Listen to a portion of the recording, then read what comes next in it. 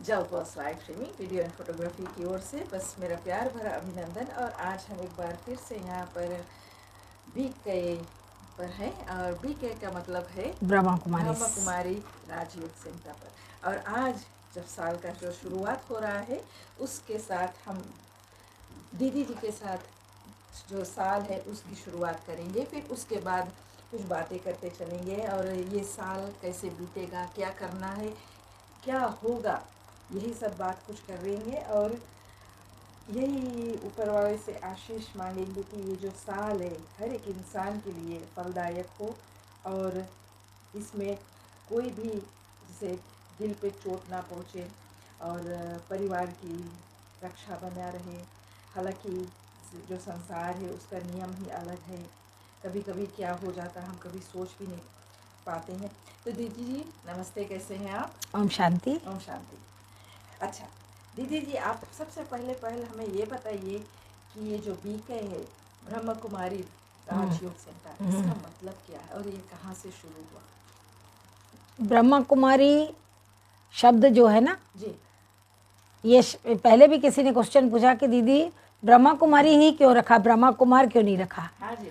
लेकिन सच्ची बात तो ये है कि ये संस्था हमारी 1936 में शुरू हुई। हाँ जी।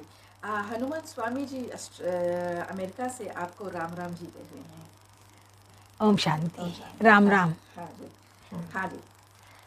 तो उस समय क्या था कि ऐसा वक्त था कि महिलाओं को ज़्यादा पढ़ाया नहीं जाता था। हाँ जी। और नारियों को ज़्यादा आज़ादी भी नहीं थी। हाँ जी। तो उस समय में आपको पता है कि सिंध प्रांत में मुस्लिम वगैरह सब साथ में थे, बुरके में रहते थे। लड़कियों को ज़्यादा पढ़ाया नहीं जाता था, बाहर खड़े होने नहीं दिया जाता, छोटी उम्र में ही शादी कर देते थे। जब परमात्मा इस धरा पर आते हैं ना तो नारी और अबलाओं का ये हाल देख करके भगवान ने सबसे पहले कलश माताओं के ऊपर रखा, माताओं के ऊपर रखा। हाँ, और आपको पता है सागर मंथन के समय लक्ष्मी को ही कलश मिला था ना। अच्छा जी। आप सभी जानते हैं अपन। तो वो कलश माताओं के ऊपर रखा क्योंकि उस समय उनकी ऐसी हालत थी लड़कियों की कि उनको ऊपर उठने ही कोई नहीं देता था। हाँ जी। हाँ, उनको पढ़ाना नहीं है, कुड़ाना नहीं है। लेकिन जब परमात्मा इस धरा पर आते हैं तो सबसे पहले माता और बहनों को ही आगे बढ़ाते हैं। अच्छा जी। हाँ, और उन कलश उनके ऊपर रखते हैं। इसीलिए हमारे सेंटर का नाम ब्रह्मा कुमारी राजयोग है। प्रजापिता ब्रह्मा कुमारी ईश्वरीय विश्वविद्यालय है। वैसे तो हमारा ये विश्वविद्यालय कहलाता है क्योंकि और जगह आप लोग सत्संग सुनते हो, पर हमारे यहाँ पढ़ाई होती है। अच्छा। हाँ, पढ़ाई की तरफ भगवान आकर के हम बच्चों को पतित से पावन बनाते हैं, तो पढ़ा करके हमको लायक बनाते हैं और मनुष्य से देवता बनाने की पढ़ाई है हमारी। अच्छा जी। हाँ, तो ये जो बीके का जो शुरुआत है वो कहाँ पर हुआ? सिंध प्रांत से शुरू हुई थी। हाँ जी। और वहाँ पर लेखराज दादा नाम था हमारे ब्रह्मा बाबा का, जिनको हम ब्रह्मा बाबा कहते हैं। जब परमात्मा इनके तन में आते हैं तो आकर के उनको बताते हैं, उनको अडॉप्ट करते हैं, उनको बताते हैं कि तुम ब्रह्मा हो और तुम्हारे द्वारा सृष्टि की स्थापना करूँगा। क्योंकि ब्रह्मा बाबा को तो खुद ही पता नहीं था कि मैं नंबर 1 प्रिंस हूँ। तो बताया कि तुम ही कृष्ण हो और तुम ही लक्ष्मी नारायण बनोगे, सतयुग में तुम्हारा ही राज्य रहेगा। तो वो कहते हैं मैं तो साधारण इंसान हूँ। बोले तुम अपने जन्मों को नहीं जानते हो, पर मैं तुम्हारे जन्मों को अच्छी तरह जानता हूँ। हाँ, रेशमी प्रसाद जी और प्रेमिला बेन जी सब आप राम राम जी कह रहे हैं। राम राम। हाँ, और ये जो ब्रह्मा कुमारी राजयोग सेंटर है ये फिजी में कब से शुरू हुआ? फिजी में 1994 में। हाँ जी। हाँ, भले रजिस्टर्ड ये देश से हुआ। हाँ। से था तो सेंटर पहले घरों में था, फिर है ना मकान लेकर के किराए पे किया। और आज तो भगवान की कृपा से हमारे पास मकान डोनेशन में भी मिला हुआ है सेंटर। तो हमारे पास सब कुछ, और नहीं भी तो हमारे मधुबन से हमारे को सब कुछ मिलता रहता है। हाँ। हाँ जी। अच्छा, ये जो साल है 2024 हाँ। जो आज हाँ। दिन है। हाँ। इस साल के जिसे साल लगता है तो लोग पूजा पाठ करते हैं ताकि जो साल है अच्छी तरह से गुजरे, उनके परिवार पर आशीर्वाद रहे, कोई ऐसे घटना ना हो। तो ये साल जो शुरू हो रहा है तो ऊपर वाले से हम कैसे अपना जो आशीष है वो मांग सकते हैं कि चलो ठीक हमारे घर पर आपका आशीष है?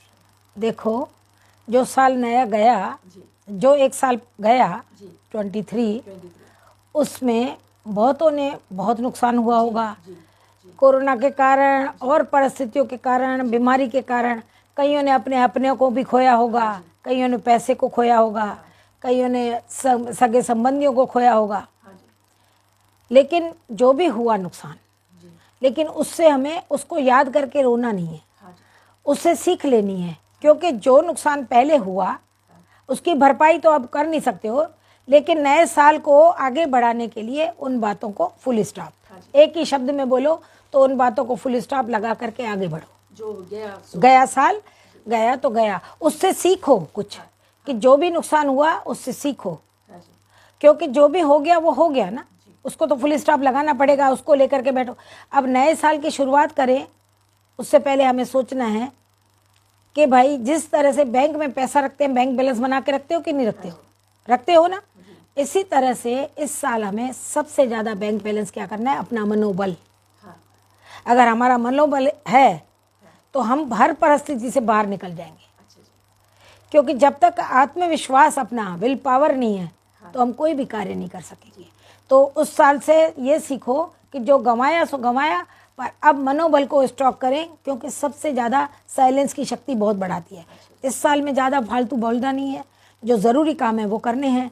और अगर एक शब्द में तो मैंने बताया फुल स्टॉप लगाना, लेकिन 3 बातों को अगर कोई धारण करेगा ना जी तो वो अब बहुत अच्छी तरह से ये साल पार करेगा। अच्छा अपने मनोबल का बैंक बैलेंस करो जिस समय ज़रूरत है शक्ति की, क्योंकि अब इतने कमज़ोर हो जाते हैं बोल बोल के या नेगेटिव सोच सोच करके कि हमारी शक्ति क्षीण हो जाती है, हाँ जी तो किसी भी बात को फेस कर नहीं सकते हैं। अच्छा जी तो इस कारण से जो भी हमको करना है, तो देखो सबसे पहले धैर्यता बहुत ज़रूरी है, पेशेंस, पेशेंस शांति से सीन को देखो। अच्छा जी और दूसरा शांति, शांत रहोगे तो ही धैर्यता से काम कर सकोगे। और तीसरा सहनशीलता। हाँ आजकल क्या हो जाता है कि इतनी सारी जो भागदौड़ है तो लोग भूल जाते हैं, और थोड़ी देरी में अगर कुछ हो जाता है तो गुस्सा दिखाने लगते हैं, परेशान हो जाते हैं, अव बाव बकने लगते हैं, ऊंच नीच बोलने लगते हैं। तो ये जो स्थिति है माइंड, जो माइंडसेट है, वो माइंडसेट के जो people, how can they control it? देखिए इसी कारण ही तो मैं कह रही हूँ कि धैर्यता से हर सीन को देखना है, हाँ जी शांति से, और सहनशीलता। अगर आप चिल्लाओगे, चीखोगे, लड़ोगे, बताओ उससे फ़ायदा क्या होगा? कुछ नहीं होगा ना।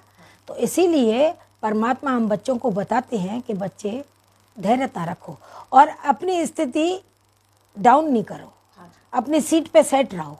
हाँ जी सीट पे सेट रहने का मतलब ही है कि जहाँ जिस पोजीशन पे उस पे रहो, उससे नीचे नहीं गिरो।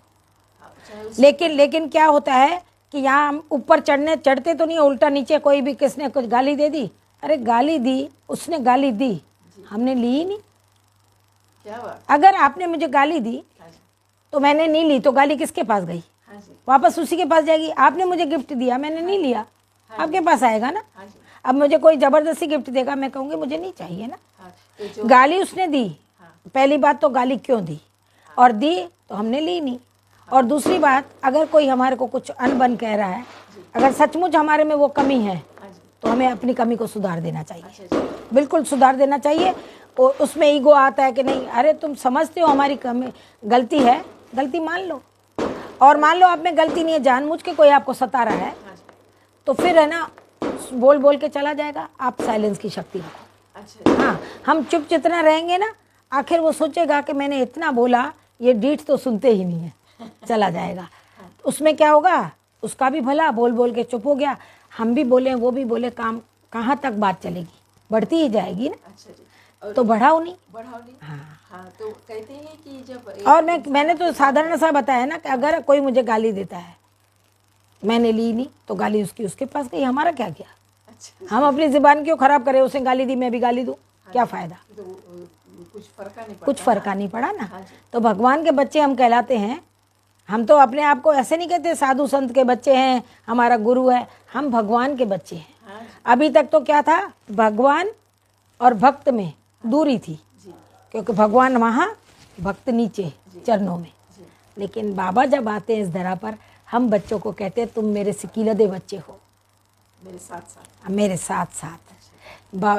अगर वो हमारा बाप है, हम उसके बच्चे हैं, तो सोचो बच्चा क्या नहीं कर सकता है अपने बाप के साथ, जिद करके कुछ भी सब कुछ ले सकता है। हाँ, और पात्र तो होना पड़ेगा ना वैसा। अगर हम जिद करके कुछ लेते हैं बाबा से, तो बाबा भी तो हमसे जिद करके अच्छी आदतें बनवा सकता है ना, कि ये आदत छोड़ो और ये करो, तो हमें भी करना पड़ेगा। पात्र बनेंगे तभी तो कुछ करेगा। हाँ, तो ये सब जो है बातें हैं, ये शिक्षा दीक्षा है कि माता पिता क्या संस्कार अपने बच्चों में हाँ, मेन बात है माँ बाप बच्चों में कौन से संस्कार डालते हैं, जैसा वही है संस्कार बच्चे में डालोगे, हाँ, तो वो बड़ा होकर वही संस्कार वही तो करेगा। आज क्या है, हर बच्चे के हाथ में मोबाइल दे दिया है, तो आपकी सुनेंगे क्यों? इवन के खाना भी तब खाएगा जब मोबाइल पकड़ाओगे हाथ में। ये सच है। अब आप बताओ, एक तो आपने देखा कि मोबाइल से बीमारियां बहुत हो रही है। अच्छा वो छोड़ो, बच्चे को खाना खिलाओ, एक एक कौर डालो और मोबाइल वो चलता रहे, ये कब तक है? हाँ, फिर क्या फायदा? तब तो जैसा अन्न खाओगे तो वैसा मन बनेगा। तो वो क्या देख रहा है बच्चा, क्या कर रहा है? आजकल तो बच्चे को, बड़े भी हो जाते हैं ना बच्चे, माँ बाप अगर कहते भी है ना तो भाई आप फोन रखो सो जाओ, तो वो चद्दर के अंदर देख कर करके फोन देख सारी रात चलाते रहते हैं। क्या करा जाए? ये बिल्कुल सच है। वो माँ बाप की है ना सब गलती। हाँ, छोटे से जो बच्चे को मोबाइल की आदत लगा देते हैं, टीवी की आदत लगा देते हैं, वही बात है। तो अगर चलो टीवी ऑन कर दिया तो खाना खा लिया। और बच्चे को वो आदत होनी चाहिए कि खाना परोसते ही चलो भगवान को पहले याद करें तो खाना खाएं। बाबा तो बोलते हैं एक एक कौर मेरी याद में खाओ, चलो एक एक कौर नहीं पर शुरू तो करो कम से कम बाबा का नाम लेके। हाँ, हमने देखा है दीदी कि अगर हमारे जो ईतौकी भाई बहन हैं, वो लोग खाना जब भोजन खाते हैं, कुछ भी खाते हैं, तो प्रेयर करते हैं। हाँ, करनी चाहिए। तो हम लोग क्योंकि भगवान का शुक्रिया करो कि भगवान ने हमको दिया। हाँ जी। अच्छा, एक कहानी बताती हूँ इस पे। मैंने, जैसे आपने बोला, एक खेत में किसान काम कर रहा था। हाँ जी। तो काम कर रहा था तो वहाँ पर अचानक से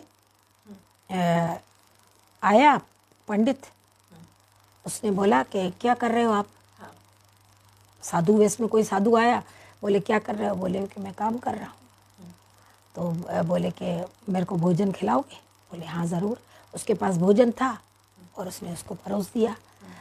तो उसने कहा कि ये तो तुम्हारा है, तुम क्या खाओगे? बोले एक दिन नहीं खाऊंगा तो क्या हो जाएगा, शाम को जाके खा लूँगा, कोई बात नहीं आप खा लो। उसने खाना खाया उसका और वो तृप्त हुआ और उसने उसको कहा कि कुछ भी वरदान मेरे से मांगना है मांग लो। तो उसने कहा आपका दिया सब कुछ है, मुझे कुछ भी नहीं चाहिए। तो बोले नहीं कुछ भी मांगो, ज़रूर मांगो मेरे से, मैं आपको कह रहा हूँ ना मुझसे मांगो। तो वो सोचने लगा कि मैं क्या मांगूँ, मेरे पास सब कुछ है। एक टाइम खाना खाते थे घर में, फिर भी कह रहे हैं हम सब कुछ है मेरे पास। एक वक्त का खाना ही खाते थे, जो भी उसने उठा करके किसको दे दिया? वो एक वक्त का। हाँ, वो दे दिया उनको। बोले मैं कल खा लूँगा। अच्छा ठीक है, उन्होंने कहा मेरे से कुछ मांगो। तो उसने कहा मेरे पास भगवान का दिया सब कुछ है। बोले नहीं आपको मांगना पड़ेगा मेरे से। तो उसने कहा अच्छा ठीक है, मैं घर जाता हूँ, अपनी बीवी से पूछ के आता हूँ, बच्चों से कि क्या मांगूँ मैं, मुझे तो पता नहीं क्या मांगा जाए। घर आया तो पत्नी ने बोला अरे मकान ले लो ना उनसे, अपना खुद का मकान हो जाएगा तो आराम हो जाएगा। और बेटे ने बोला, बहू ने बोला कि पापा उनसे है ना थोड़ा धन ले लो, सोना चांदी कुछ तो ले लो ऐसा, तो हम आराम की जीवन जिए। फिर इसने बेटी से पूछा, उसको बेटी बहुत समझदार लगती थी। बोले बेटिया बताओ मैं क्या मांगूँ? तो बोले पापा ऐसी वैसी कोई चीज़ मत मांगना, मांगना ही है तो ऐसी चीज़ मांगना। बोले तुम ही मेरे साथ। बोले बस बस बस तुम ही मेरे साथ चलो। उसको साथ ले गया। बोले जो तुम्हें मांगना है वो मांग लेना। तो बोले ठीक है। तो बोले मैं मेरी तरफ से मेरी बेटी मांगेगी। तो उसने कहा ठीक है मांगो। तो उसने कहा कि साधु महाराज हमारे पास प्रभु का दिया हुआ बहुत कुछ है। एक टाइम तो हमारे को भोजन भगवान दे रहे हैं ना, उसका हम शुक्रिया अदा करते हैं कि भगवान ने एक टाइम तो, 3 टाइम न सही एक टाइम तो दिया, तो हम उसमें भी खुश हैं।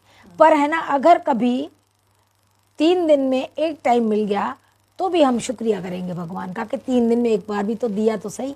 शुक्राना उसका, उस रब का जो हमें खिला रहा है। तो देखा कि ये धन्य है ये घर कि कोई लालच नहीं है। अब बताओ उसके घर में भगवान ने क्या नहीं दिया होगा, छप्पर फाड़ के सब दिया होगा। कुछ दिया होगा। तो हमारी लालच है ना बहुत बढ़ती जा रही है। कभी कभी लोग लालच में फंस जाते हैं, फंस कभी कभी जाते लोग लालच में अपने आप को खो बैठते हैं, अपने परिवार वालों को परिवार खो वालों बैठते हैं, को खो बैठते सब खो बैठते हैं ना। आपने ये जो सब कहा है कि अगर ऐसा हो जाता है कि बच्चों को अच्छे संस्कार डालोगे तो वही बच्चा बड़ा होकर आपको देखभाल करेगा, आपके जो संस्कार के मुताबिक चलेगा। घर में कुछ रूल रेगुलेशन तो होना चाहिए ना, कि सारी रात टीवी देखनी है, वो करना है। टीवी भी टाइम होना चाहिए, इस टाइम पे टीवी देखनी है, 10 बजे के बाद सब सो जाओ, कोई नहीं जागेगा। हाँ। तो बच्चों को जैसे सिखाओगे छोटेपन से, अब पहले सिखाया नहीं, बड़े होकर के तो वो आपको ही सिखाएंगे। हाँ। वो आपको सिखाएंगे, फिर सीखने वाले नहीं है। वो कहेंगे बुढ़े बुढ़ी आप चुप रहो।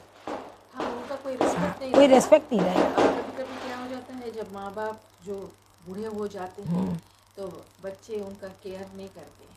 तो हाँ। चलो माता पिता अपन खुद रह रहे हैं और बच्चे जो अपना जिंदगी व्यतीत कर रहे हैं। हाँ। लेकिन माता पिता कहते हैं ओह हमारे बच्चे हमारी देखभाल नहीं करते हैं। तो वही पर घूम घूम कर आ जाता है कि अगर वो बच्चा छोटा था उस दिन आप उसे अच्छा संस्कार देते तो वो संस्कार आपके साथ साथ चलता, ताकि वो आपको अलग नहीं करता, आपको इग्नोर नहीं करता, अपना वाली नहीं करता। इस पे एक बात याद आ रही है। हाँ जी। कि एक माता हाँ। वृद्धाश्रम में बेटा छोड़ के आया था। हाँ जी। वो वृद्धाश्रम नहीं छोड़ा, वो उसके आसपास होटल पे बोले चाय पियो। आखिर पूरी रात हो गई, आया नहीं, तो चाय वाले ने बोला सब अपने माओ को ऐसे छोड़ के आते हैं, वृद्धाश्रम सामने, कहो तो मैं आपको छोड़ दूँ। जी। तो कहती है नहीं, मेरा बेटा ऐसा नहीं कर सकता है। उसने विश्वास नहीं किया। तो चलो, अब वो वृद्धाश्रम में चली गई। उसके बाद बोलती रही मेरे बेटे को फ़ोन लगाओ, ये करो, कोई फ़ोन उठाए नहीं वो। लेकिन असल में वो जैसे ही वो कुछ दिन निकले तो उस दिन शकुंतला बहल कोई आने वाली थी और सबको गिफ्टें मिलने वाली थी वहाँ पर वृद्धाश्रम में। तो ये भी जब वहाँ बैठी थी तो सोचने लगी कि ये शकुंतला कौन है। हाँ जी। तो बोले अरे बहुत, ये इस समय में वो एक मसीहा है। अच्छा जी। हाँ, और है ना इतनी अच्छी औरत है, नाम को तो वो मैनेजर है, जनरल मैनेजर है, लेकिन वो तो मसीहा है सबके लिए। इतनी देर में उसकी गाड़ी रुकी बड़ी और वो उतर के आई। वो उतर के आई, देख के दंग रह गई। वो देखती रही और ऐसे ही वो दूर थी तो उसने किसी ने आके पूछा भाई कोई नया तो नहीं आया। बोले हाँ एक माता आई है। तो बोले कहाँ है, ये उठ के गई देखने, पीछे थी ना, तो उसको देखा। देखते ही उसने उसको पहचाना, उसने उसको पहचाना। अच्छा जी, एक दूसरे को जानते हाँ, हैं। तो बोले कोई बात नहीं, आप आराम से यहाँ रहो, इनको रूम दिया जाए। और उसकी सारी व्यवस्था खूब अच्छी की। बोले आप चाहो तो मैं घर भी ले जा सकती हूँ। बोले नहीं मैं यहीं ठीक हूँ। जी। तो उसकी व्यवस्था कर दी वहाँ पर। अब बताओ वो कौन थी? उनकी माँ थी। उनकी सास थी। उनकी सास थी। उसकी सास थी। अरे वाह। इन्होंने सास को जब जवानी में पति पत्नी थे, बोले ये सारा दिन बड़े भाई के पास भेज दो इसको। हाँ, बोले बड़े भाई ने हमारे से खेत लिया तो उनके पास रहे, हमारे पास क्यों आई है। उसको निकाल दिया बड़े के पास। बड़ा इसके पास खेत इन्होंने लिया था तो उसके पास रह रही थी, और इसको रोज ताने सुना के एक दिन निकाल दिया। हाँ। तो जब निकाल दिया, उसकी बेटी बोली कि कम से कम मम्मी को तो प्यार से रखो। हाँ जी। तो उन्होंने सुना नहीं उस समय, निकाल दिया। और कभी पता भी नहीं लगा कि हमारी सास गई तो गई कहाँ, मर गई, जिंदा है, क्या है। और अचानक से देखा कि मेरी सास खड़ी है, तो उसने एकदम है ना, उसको शर्म आ गई खुद पे, क्योंकि कुछ दिन पहले ऐसी बहू ने निकाला था इसको। और आज जो बहू सास है इसको अच्छी तरह से देख रही है। इसने कहा आपको कोई चीज़ की कमी नहीं रहेगी, चाहो तो मेरे घर संग से। बोले नहीं मैं यहीं रहूँगे। बोले ठीक है, आपको एक रूम मिलता है और आराम से जो भी सुविधा चाहिए वो ले सकते हो। और बोल के गई विशेष करके इनका ध्यान रखना। तो ये अब बताओ, जो आपने कर्म किया आपके साथ आएगा ना। आपने अपने पति को कह के अपनी माँ को निकलवाया, तो उस बहू ने भी आप अपने पति को कह के आपको निकलवा लिया। तो ये जो कर्म है ना, देखो कर्म तो घूम करके मल्टीप्लाई होकर के हमारे सामने आके खड़ा हो जाता है। मल्टीप्लाई तो होगा, ब्याज तो आएगा ही। इतने साल में या तो जल्दी हो जाए, ज्यादा टाइम लगाए तो ब्याज तो लगेगा ना। आप बैंक में पैसा रखो तो ब्याज मिलेगा ना आपको। तो फिर आपने जो अच्छा कर्म किया है वो भी मल्टीप्लाई होके आएगा। और बुरा किया है वो भी तो मल्टीप्लाई हो के आएगा। कभी ऐसा हो जाता है दीदी कि लोग कहते हैं कि मैंने अच्छा किया, नहीं, पर उसको खुद पे शर्म आ गई कि जो मैंने किया तो आज मेरे बेटे ने किया तो कौन सी बड़ी बात है। हाँ, तुमने ही अपने बेटे को सिखाया कि इस तरह से दादी को निकालना है। क्योंकि जब निकाला था तो बच्चा देख रहा था। बच्चा तो देख रहा था, उस समय भले वो छोटा था, बोल नहीं पाया, लेकिन उसके माइंड में तो बात बैठ गई ना। ये बिल्कुल सच बात है। तो फिर बच्चों का कसूर थोड़ी है। आजकल बच्चों को झूठ बोलना कौन सिखाता है? हम माँ बाप सिखाते हैं। हाँ, बच्चे नहीं सीखते हैं, हम कहते हैं बच्चे स्कूल में जाके बिगड़ते हैं। स्कूल से पहले तो घर में बिगड़ जाते हैं। हाँ, जो पहला शिक्षा है तो वो घर पर होता अब बताओ, माँ घर पे बैठी हो, बाप घर पे बैठा, बोल दो जा बेटा, बोलते पापा घर पे नहीं है। बच्चा बिल्कुल इनोसेंट होगा तो सीधा का सीधा बोलेगा पापा कहते हैं पापा घर पे नहीं है। अगर वो चालाक बन गया है तो बोलेगा पापा घर पे नहीं है। बच्चे ने क्या झूठ बोलना सीखा कि माँ बाप झूठ बोलना सिखा रहे हैं तो सीखेगा ना। स्कूल तो जब जाएगा, शुरू तो आपने झूठ बोलना घर से ही सिखा दिया। अच्छा, फिर दूसरों को दोष देते हो।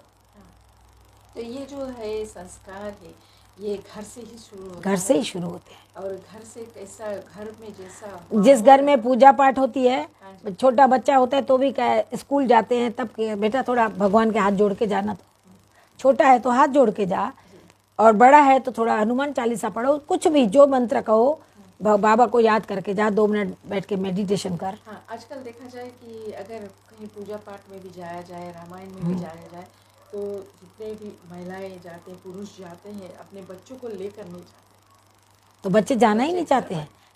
सुनो ना, उन्होंने शुरू से लेके नहीं गए हैं।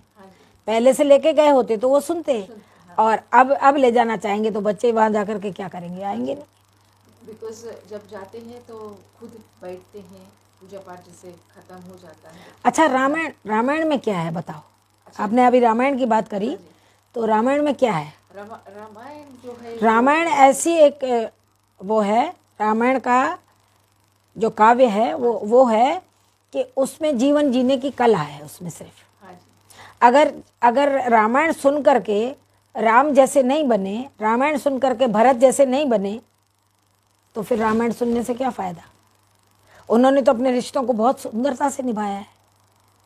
ये बात बहुत सुंदरता से रिश्ते निभाए हैं। और सच पूछो, जिस रावण को हम कहते हैं कि रावण खराब है, कोई अपना, पर रावण का किरदार कैसा है बताना? रावण क्या खराब था?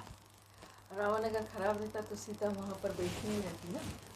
सीता अशोक वाटिका में नहीं होती, शोक वाटिका में होती। जबकि दिखाया जाता है सीता अशोक वाटिका में है, जहाँ कोई शोक नहीं है। तो अगर रावण जी खराब रहते तो सीता वहां पर बैठती। रावण जैसा कोई महापंडित नहीं था। अच्छा जी। और रावण जैसा कोई धर्मात्मा नहीं था। सोचो, वो रावण जो अपनी बहन के लिए भगवान से भिड़ गया। आपको एक रामायण की एक छोटी सी बात बताती हूँ, आपको बहुत मजा आएगा। कंबन ऋषि है ना, उसकी बुक में लिखा हुआ है, उसमें दिया है कि जब राम जी समुद्र पार करना चाह रहे थे और समुद्र देवता से रास्ता मांग रहे थे, तो 3 दिन तक रास्ता नहीं मिला उनको। तब लक्ष्मण को कहते हैं ना, गुस्सा आ गया, बोले भैया बोलो तो मैं 1 मिनट में इसको सुखा दूं। बोले नहीं, धीरज धरो। तो उन्होंने प्रार्थना की समुद्र देवता को, मेरे को रास्ता दो, मैं लंका जाऊं। तब समुद्र देवता ने प्रकट होकर कहा कि पुत्र, मैं रास्ता तो तुम्हें दे दूं, लेकिन जिस रावण के पास अथाह शक्तियां हैं, उसको जो घमंड है वो कम नहीं है। और उसको घमंड इसलिए है कि उसके पास भरपूर शक्तियां शिव की है। उसके पास भरपूर शक्तियां, जब तक तुम शिव से शक्ति नहीं लोगे तो उस पर जीत पाना इतना आसान नहीं है। इसलिए सबसे पहले शिव से शक्ति लो तो मैं तुम्हें रास्ता दूं, वरना हार क्या होगे। तब बताते हैं कि राम ने भी वहाँ पर शिवलिंग बनाया और वहाँ पर अभिषेक करना था और पंडित से हवन यज्ञ कराना था। अब जंगल में पंडित कहाँ से आए? तब जामत को बोला कि पंडित की कोई व्यवस्था कर, क्योंकि अभिषेक तो करेंगे ना। अब जब शिवलिंग बनाए तो पूजा तो करके फिर आगे बढ़ेंगे, शक्तियाँ लेंगे ना। तो अब पंडित कहाँ से आए? तो बोले कि जामुन ने कहा, प्रभु यहाँ इस जंगल में आपको पंडित कहाँ मिलेगा?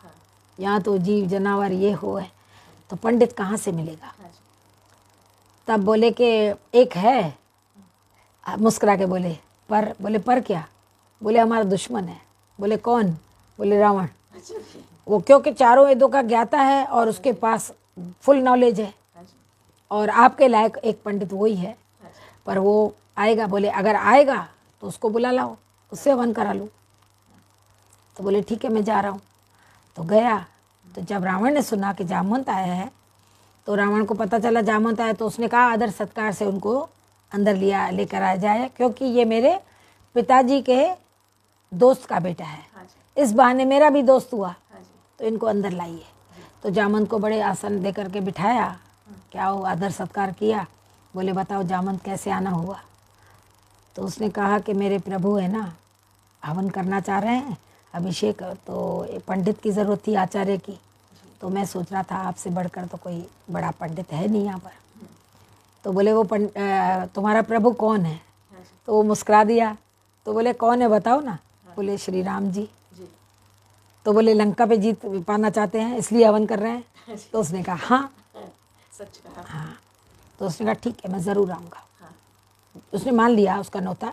आप अच्छी तरह से रामायण देखोगे ना कंबन ऋषि में, मैं ऐसे नहीं बता रही हूँ, आप कंबन ऋषि वाली पुस्तक में पढ़ो जा करके। हाँ जी, तो उसने कहा मैं आऊँगा, हाँ, और जो सामग्री आपको जंगल में नहीं मिलेगी उसकी भी व्यवस्था करके लाऊंगा, हाँ जी, क्योंकि हवन में जो भी चीज़ें चाहिए वो तो चाहिए ना। तो बोले मैं आ जाऊँगा, क्योंकि ये पंडित और आचार्य का ये होता है कि कोई चीज़ अगर जजमान को नहीं मिले तो उसकी व्यवस्था करनी है। तो उसने कहा ठीक है मैं आऊँगा। और वो गया और सब तैयारी करके गया, और गया लास्ट में अशोक वाटिका में। जी, उसको जाकर के बोला कि देखो, सीता को बोला कि तुम मेरे अधीन हो सीता, हाँ जी, और अभी तुम्हारे प्रभु राम जी, मेरे को जजमान आचार्य के रूप में मुझे बुलाया है, हाँ जी, मेरे से पूजा कराना चाहते हैं। जी, इसलिए मैं है ना जजमान का ध्यान रखते हुए उसको हवन में पत्नी की ज़रूरत पड़ेगी, अच्छा जी, इसीलिए तुम मेरे याद रखना तुम मेरे अधीन हो। हाँ जी, चलो और हवन में अपने पति के साथ बैठना, हाँ जी, उसके बाद हवन पूरा होने के बाद मेरे साथ लौटना है। अच्छा, और पालकी बाहर तैयार है, आकर के बैठ जाओ। खुद जाकर रथ में बैठ गया और साथ में पालकी लगी थी, पालकी में बिठा दिया और पहुंचा वहाँ पर। जी, पहुंचा तो श्री राम ने सब कुछ तैयारी कर रखी थी और सब कुछ सामान सामग्री दी, और कुछ ये लाए थे। जब तैयारी हो गई तो बोले जाओ और अपनी पत्नी को लेके आओ। जी, तो बोले कि अगर भाई पत्नी नहीं हो तो उसका कोई और उपाय।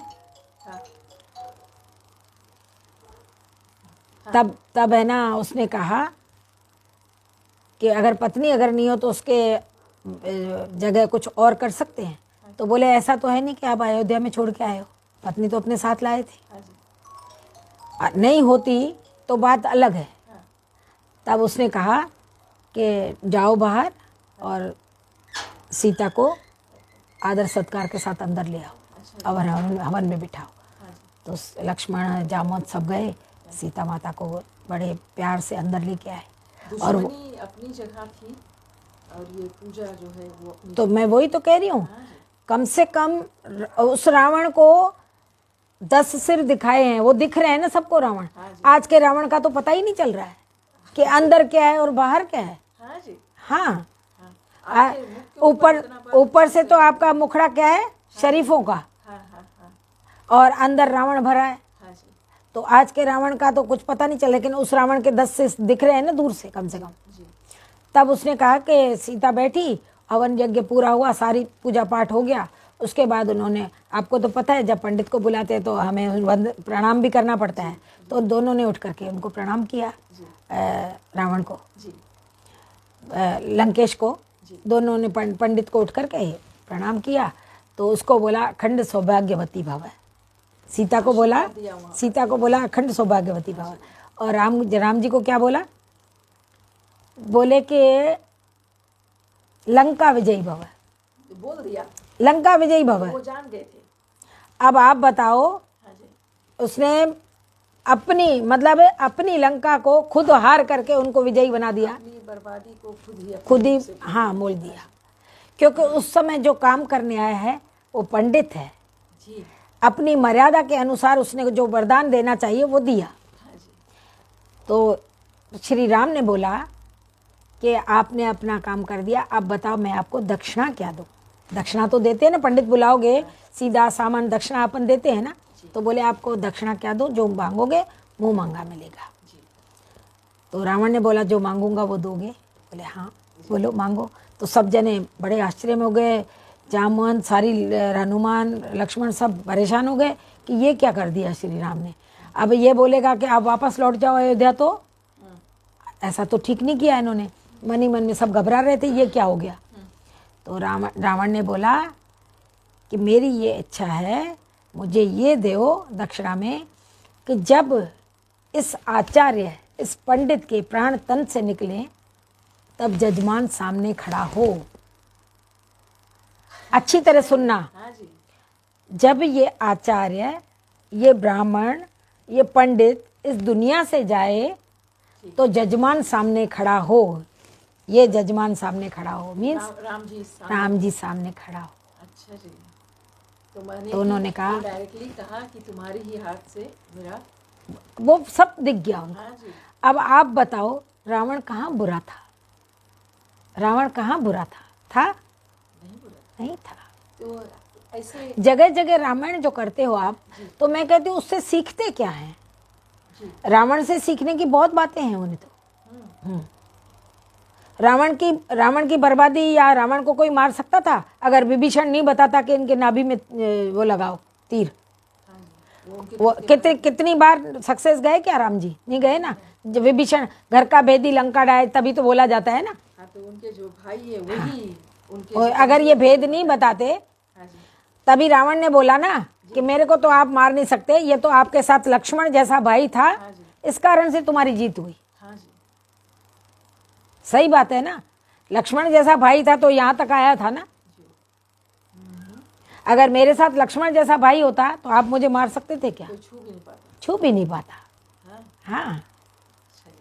क्या बात है। आज आपने ये जो एक कथा बताया रामायण से, नहीं मैं गलत नहीं बता रही हूँ। आप कंबन ऋषि वाले बुक में जाके पढ़ो। कंबन ऋषि, हाँ कंबन।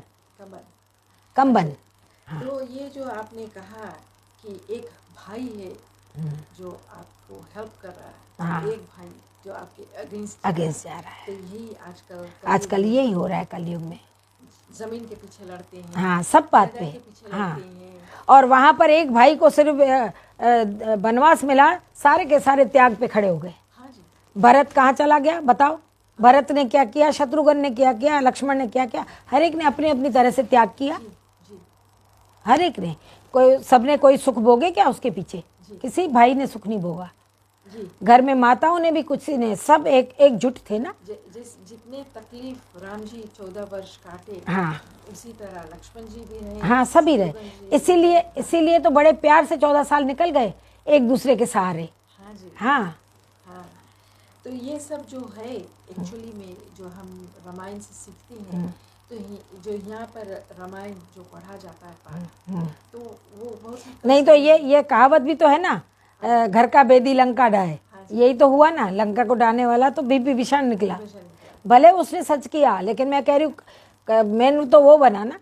नहीं तो अगर विभीषण नहीं बताता तो ये पूरी रात क्या कितने दिनों तक नहीं मार सकते थे। कोई रावण को छू भी नहीं पाता। हाँ। तो रावण और राम जी की ये बात हुई है, रामायण की बात हुई। और आप ये हमें बताइए, जो हम लोग इतना सारे लोग हैं आजकल, ये मृत्यु जो हो रहा है, यंग पीपल, कभी कभी देखते हैं तो जो एक बूढ़ा व्यक्ति है खाट पर लेटा रहता है, डायपर पे रहता है, पानी के लिए तरस जाता है, वो ऊपर जाता ही नहीं है। और इतने जो लोग कम एज पर हैं, वो चले जाते हैं, जिनकी जरूरत है परिवार को, ये ऐसा क्यों होता है? ये भी अपना कार्मिक अकाउंट है। अब वो डायपर में पड़ा है, वो चाहता है मरना, नहीं मर रहा है ना। घर वाले भी चाह रहे हैं लेकिन नहीं हो रहा है, क्योंकि जब तक अपने कर्मों का हिसाब पूरा नहीं करेंगे तो जाएंगे कैसे? जा नहीं सकते। किसी को इतना सताया होगा तो वो तो पूरा होगा तब जाएगा ना। ऐसे तो जा नहीं सकेगा। कर्म का फल कहीं ना कहीं ढूंढ करके वहीं लाता है। हाँ, कुछ भी हो जाए। लोग कहते हैं कि हम अच्छा करा, भगवान के आगे हाथ जोड़ा, भगवान देखी हाँ, हाँ। लेकिन जब आप रोंग कुछ करते हैं तो वो एहसास क्यों नहीं आता कि अरे हम रोम करा है, वो भी भगवान देख रहा है, वो भी तो भगवान देख रहा है ना। हाँ, अगर ये कहते हो कि आपने मुझे सताया, भगवान देख रहा है, तो आप जो कर रहे हो वो भी तो भगवान देख रहा है ना। दोनों देख रहा है भगवान तो। न्याय के पास, न्यायाधीश के पास तो पूरा न्याय है। हाँ, लेकिन लोग आजकल भूल रहे हैं और अपने जो ऐसे ईगो पर जी रहे हैं। ईगो पे मेन आज सत्यानाश ईगो में ज्यादा हुई है। हाँ, अहंकार के कारण ही तो रावण का सत्यानाश हुआ। हाँ, होता क्या। और अच्छा आप सोचो, रावण के पास कितने साल रही सीता, इसमें पवित्र रह के आई, तभी तो अशोक वाटिका बोला जाता है, क्योंकि वो अशोक वाटिका में ही थी, शोक वाटिका में नहीं थी। उसने उसकी सारी सुविधाएं कर रखी थी, सीता के लिए हर सुविधा थी वहां पर। तो वो दो रावण कहलाता है, लेकिन जो उसने सीता को लाया बड़ी इज्जत से, कभी का टच करा कर सका, कभी नहीं करने की उसकी इच्छा भी नहीं। उसको पता चल गया था, उसको उसी समय पता चला जब उसको अपनी बहन के कारण भगवान से भिड़ गया ना। सूर्पणखा के कारण तो भगवान से भिड़ गया, तो उसको उसी समय पता चल गया कि वो उसके बाउंड्री में पैर, मतलब लकीर के आगे पैर नहीं रख सका। उसी से समझ गया था। इसको ये भी पता था कि मेरी मृत्यु किसी भगवान से ही होगी, पर साधारण इंसान के रूप में, क्योंकि इसने ये वर मांगा था। तो उसको पता चल गया था कि मैं गलत जगह भिड़ा हूँ, पर अपनी बहन के ईगो में आकर के, बहन के कारण उसने सीता को उठा लिया और ला करके अच्छी तरह से रख दिया था उसको। दीदी, हम जब लाइव स्ट्रीमिंग करते हैं तो हमारा जो सोच है कि जो कर्म है हमारा, जो जन्म से लेकर मृत्यु तक का जो जिंदगी है वो हमारा कर्म है। कि हम हर रोज क्या करते हैं वही हमारा कर्म में अकाउंट में जाता है। तो हमारा कर्म जो है, हम सोचते हैं कि दिमाग से, दिल से, जबान से कर्म होता है। कभी कभी लोग क्या करते हैं, पूजा पाठ में जुटा रहते, लेकिन दूसरे को मदद पहुंचाने में, दूसरे के विषय में बुराई करने में कभी चुकते नहीं। हाँ, तो वैसे पूजा से क्या फायदा हुआ? ऐसी पूजा से फायदा कुछ नहीं हुआ ना। अगर हम पूजा कर रहे हैं, सिर्फ नेमीनाथ वाली पूजा कर रहे हैं, हाँ वही तो नियम पूरा किया। पहले भक्ति मार्ग में हम यही तो करते थे कि बस 10 माला बोला गया है, गुरु ने 10 माला जपनी जरूरी है। अगर कभी 8 जप ली तो मन में बहम होता था, अरे मैंने 2 माला कम जपी है, पता नहीं कुछ हो नहीं जाए, पता नहीं कुछ, और कहते रहते थे पता नहीं कुछ हो नहीं, और सचमुच हो भी जाता था, क्योंकि हमारे संकल्प काम आ रहे थे। हाँ, हमारी सोच ही आई कि गलत होगा तो हो गया।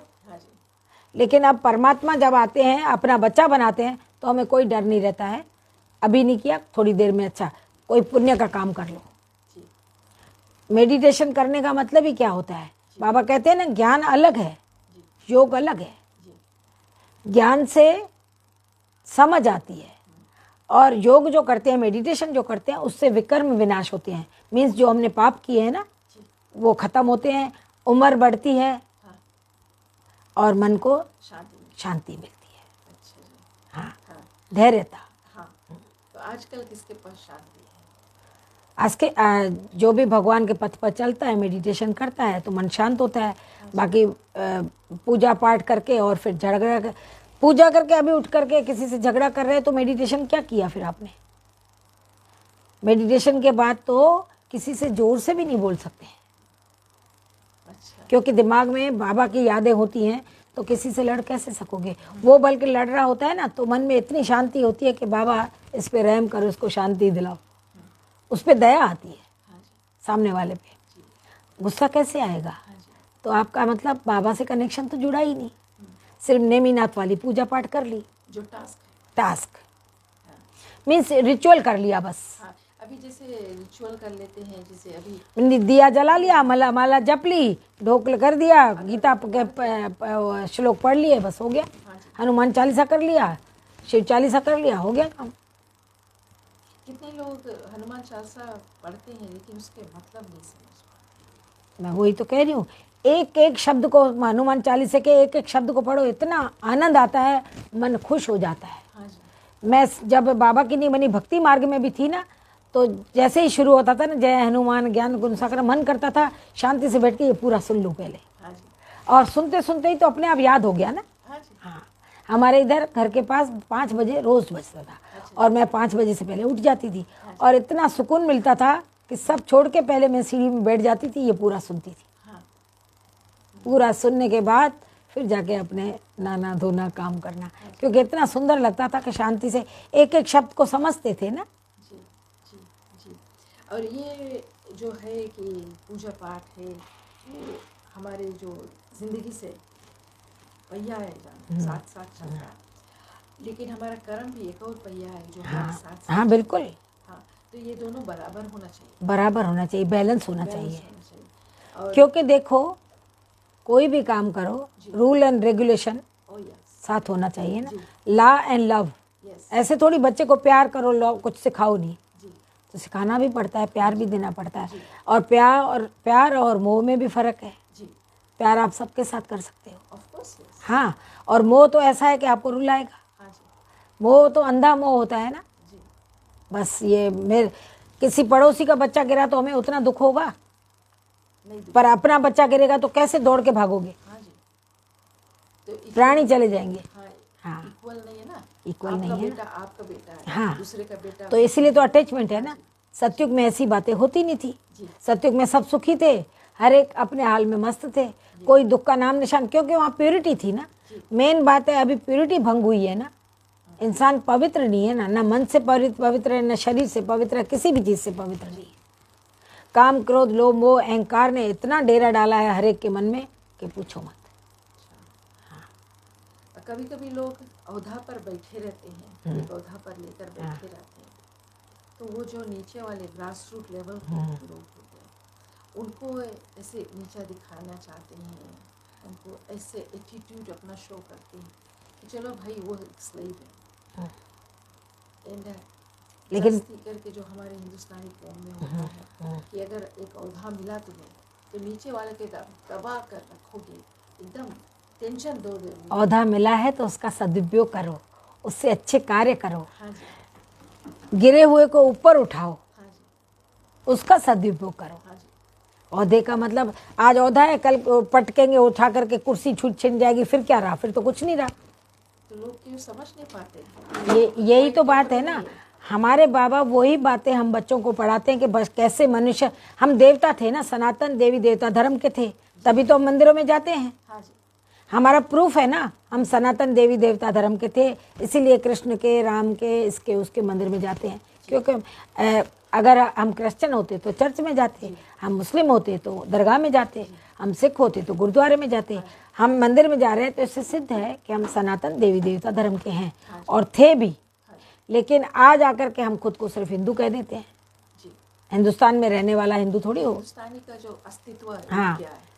हिंदुस्तानी का अस्तित्व, हिंदुस्तान में रहने वाला हिंदुस्तानी, बाकी तो सनातन देवी देवता धर्म को मानो ना अपने, वो धर्म है हमारा, सनातन देवी देवता। लेकिन आजकल लोग बस उस बात को समझते नहीं है। हाँ। जो मन में आता है वो करते हैं। हाँ जी। हाँ, अगर किसी को दबाना है तो दबाते चले जाएंगे, किसी को बुली करना है तो हाँ, वो अगर अच्छे काम करना चाहते हो तो बाबा तो वही कहते हैं ना कि बच्चे अपनी मनमानी ईगो बहुत दिखा लिया, आज तुम्हारी पोजीशन है इतनी बड़ी तो तुम उसका दुरुपयोग कर रहे हो, कल ये छिन जाएगी तो तुम्हारे ऊपर भी ऐसा अत्याचार होना है, क्योंकि कर्म तो महान है, वो घूम करके तुम्हारे पास आना ही है। देखो जिस सास को निकाला वो आज उस ओहदे पे थी। मैंने जो कहानी सुनाई आपको कि जब महिला उसमें आई वहाँ पर अनाथ आश्रम में, तो देखा अपनी सास को तो वो दंग रह गई। तो कर्म तो महान है ना तुम्हारे साथ, और किस्मत की बात है उसी आश्रम में पहुंची जहाँ सास बहुत अच्छे उस पे थी। हाँ, और उस पोजीशन पे उस सास को कौन लाया? अपनी बेटी। बेटी ने एक आश्रम खोला और आश्रम खोल करके उसने अपनी माँ को मैनेजर करके बिठा दिया। इसको पता था औरत को कि मैं इस तरह से है ना दोनों बेटों से धिकार रही हूँ और मेरी बेटी मुझे पता नहीं कहाँ ले जाएगी। मैंने देखा है कि लोग आपके अगर ऐसे मिलते हैं के सामने इतनी अच्छी तरह से बात करते हैं, लेकिन पीठ जब घुमा देते हैं तो आपका बुरे शुरू हो जाता है। करने दो, आपको नीचा ये अच्छा है। अगर वो बुराई करते हैं ना तो बेटा आधे पाप तो हमारे ऐसे ही खत्म हो जाते हैं, हमें खत्म ही नहीं करने पड़ेंगे। वो बुराई करते, देखो क्या हुआ, एक एक बार एक राजा ने सोच लिया कि मैं रोज़ 100 अंधों को खीर खिलाऊंगा। हाँ जी। और वो खिलाता था। ऐसे करते करते काफ़ी समय हो गया और उस दिन भी उसने खीर बनवाई थी और सब ब्लाइंड्स को खिला रहा था। अब सब खा रहे थे, खाते रोज़ खाते थे, खुश होते थे। उस दिन भी खूब खा ली सब ने और जैसे खा के वो उठने लगे तो कई तो उठे और कई गिरते गए, खा के खीर गिरते गए। तो राजा हैरान हो गया, ये हुआ क्या? तो उसने रसोइये को बुलाया कि भाई ये गिर कैसे गए। डॉक्टर को बुला, तो डॉक्टर को बुलाया। जब तक डॉक्टर आया और पता चला कि एक दो मर भी गया, तो पता चला क्या हुआ भाई, तुम्हारे खाने में क्या था, इनको तो पॉइजन हो गया है। तब जब तक पता लगा तो उसने कहा कि मैंने तो बड़ी सफाई से खीर बनाई है। तो अब रसोइया बोले कि मेरी गलती नहीं है, मैंने ध्यान से बनाया है। राजा की गलती नहीं है, वो पैसा दे करके बनवाता था।